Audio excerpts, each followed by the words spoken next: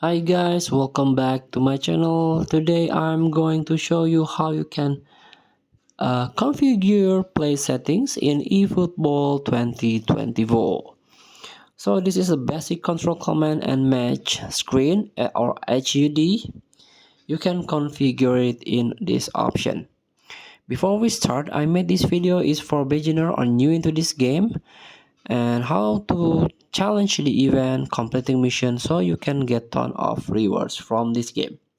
Let's get started by tapping the extras, tap this game settings and tap display settings. Configure your play settings.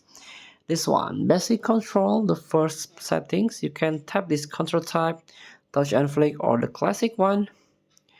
For example, move directional stick type, cursor change, I like to semi-auto, movement input range, and also you can the classic command like defending control type, standard or pressure style.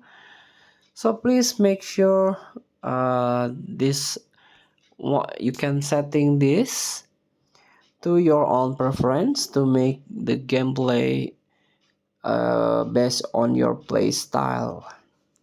Thank you for watching. Don't forget to comment, like, and subscribe. Also click text button below. Enjoy the game.